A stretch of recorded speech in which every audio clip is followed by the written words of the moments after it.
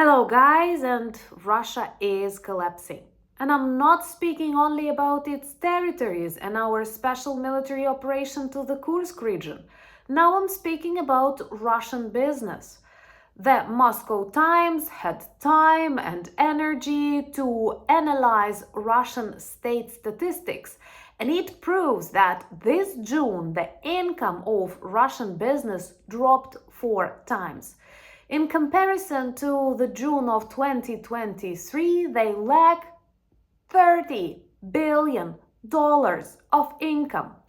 And this is a very vivid and clear symptom that Russia is failing and Russia is collapsing. What are the reasons for this huge drop in Russia's income, apart from the crazy dictator and the desire of Russians to fight with the rest of the world? Let's have a clearer look. And I think it's actually very important for the understanding of how to defeat Russia. My name is Anna, and if you want to know more about the real life in my country, subscribe. This is also the best way to demonstrate your solidarity and help us fight fake Russian narratives. And one of these fake Russian narratives is actually that everything is fine with Russian economy. One of the most important things that many of you lucky people living far away from Russia do not understand is that Russia can lie on the official level. Their ministers, their presidents can report the numbers that are far from reality. Something that seems totally impossible in imperfect democratic countries is totally okay in Russia. So don't be surprised that if asked, let's say by the International Monetary Fund about something in Russian economy, the Ministry of Economy of Russia will say whatever Putin dictates him. That's why they have dictators. And the statistics which can be found explains more than the articles that pro-Russian voices write. So this Moscow Times, which actually works in opposition to the Kremlin and outside Russia, decided to work hard with the statistics on their business and analyzed the income of June 2024, and it demonstrates huge collapse of the Russian economy. Well, first of all, sanctions are working and lots of Russian companies cannot continue trade or get things they need for maintenance of their businesses from the European Union, from the United States and many other parts of the world. And maybe it was not though strong at the very start when people had some supplies, but right now it is already a problem.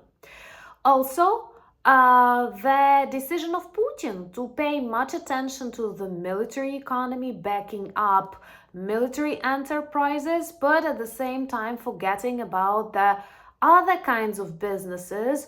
Of course, middle class was never a priority in Russia. Actually, we may have even a separate video about that, because Putin and other dictators are very much afraid of the middle class, which is a basis of Ukraine. Because middle class people, they are not hungry, they are not that frightened, they travel, they see, and they start asking questions. And when they go to elections, they vote what they want. Not because they will be given food or because they are afraid of someone or they feel like serfs. Middle class are actually real decision makers. That's how it is in Ukraine, and it was never like that in Russia. So all of these businesses are disappearing, especially if they criticize Putin, they have serious troubles. There are lots of ideas to nationalize a lot of companies, even run by oligarchs. So this is high time to actually take away frozen Russian assets from the banks. Don't be afraid of that, dear partners, because Putin will do something similar inside Russia. Please remember to subscribe and share the videos that you like. That's really important. So another reason why Russian economy is collapsing, and this is perhaps my favorite reason, is our strategy to target their oil refineries. This year, actually we have started this strategy this year. So during these 7-8 months, Ukrainian drones visited Russian oil refineries a number of times. The majority of these visits were super successful, and their big oil refineries stopped or had to stop working completely at least 10 times per year, and that is huge, and that led to minus 22% of production. Problems with export or impossibility to actually sell oil products when they are needed inside Russia. And also many of that oil refineries are very seriously destroyed, with sanctions not letting to buy the details needed abroad. Collapse, collapse, collapse. And also a beautiful symptom which demonstrates what friendship is in that dictator world is that Turkey, China stopped buying coal and some metallurgical stuff from Russia when it became complicated because of sanctions. We also know that this spring, another wave of serious sanctions hit Russian banks, but not only Russian banks, but Chinese banks and banks of other countries that wanted to help Russia avoid sanctions. So all of that stopped immediately. No one outside Russia, like China or other allies, want to sacrifice their own well-being for the sake of the support of this dying empire. I don't want to compare Russia to a bear because I kind of like bears, and Russia has nothing in common with this fluffy animal. This is a dying, ugly empire, like a dinosaur, but stinky and, I don't know how to say it, or like very slippery on the outside. But guys, we do have to pay much attention to the economic status of Russia, not based on the comments of Peskov or Putin, because they will tell you whatever they want,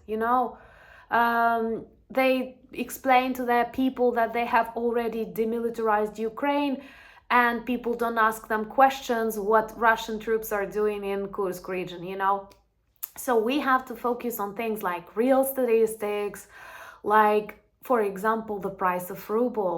You need like at least 100 rubles to get $1, but that's official. And in reality, it is almost impossible to buy currency freely, and the prices grow. And in Russia, there are lots of gray black markets where you can buy something for double and triple price. This is insane, and this is how all classical collapses start. Believe me, I'm a Ukrainian born back in the times of the USSR. I don't remember much. Luckily, I was still very small when it collapsed, but many will agree. The main reason was economy. What I remember are those huge queues where we would stand with my mom for a couple of hours, and it's winter and you want to buy 2 packs of butter. Not caviar, not, fur coat, but butter or bananas. They were the best New Year present. And many ugly things. Economy led to the collapse of the Soviet Union. Potentially, economy together with the military answer from Ukraine can lead to the collapse of Russia. Don't be afraid of that. We have a separate video that I will connect to this one about the potential dissolution of the Russian Federation and why we should not be afraid of that. Soviet Union collapsed, nothing happened. Believe me, Soviet Union was more dangerous than no Soviet Union. The same, Putin's Russia, big Russian Federation, is more dangerous than smaller Russia and many more new republics. And no, Kadyrov will not be the president of Chechnya then. Believe me, all these ugly people will disappear together with Putin, and then it is our task to help and support some efforts to bring democracy to these lands that have never known it. Yes, we have to do that, because if they have never experienced what democracy is, how can they build it? Putin is traveling to Mongolia. Mongolia is not ready to arrest him, but maybe we will help them out somehow, because with all these things, Kursk operation, fires and explosions all over Russia, Ukrainian drones flying deep inside, air defense not working, economy collapsing. It may be even sooner that we expect that Putin will be imprisoned. They betreat each other really, really quickly. Please be careful of scammers. We had some bot attacks on the channel. You might have noticed that in the comments. I never invite you to chats, telegrams, and we have no fan cards or anything. I never invite you to participate in any games or financial things. Please be careful and always, always report the scammers. Talking about such important topics, you're always in danger, but luckily we have our strong and understanding community, and I'm very grateful to have you. Thank you for buying me coffees, becoming my patrons and sponsors of the channel, and helping me film and write more. Remember to check our merch shop. We still have -15 sale for beautiful t-shirts with the names of Ukrainian months, and Ukrainian months have very interesting names, and after you buy, I record you a voice message explaining the meaning of that month. Also, join me on Instagram, X, Threads, and Discord. And most importantly, thank you for all the support that you give us. Thank you for all your understanding, all the conversations that you hold about Ukraine. This means a lot. Slava Ukraini!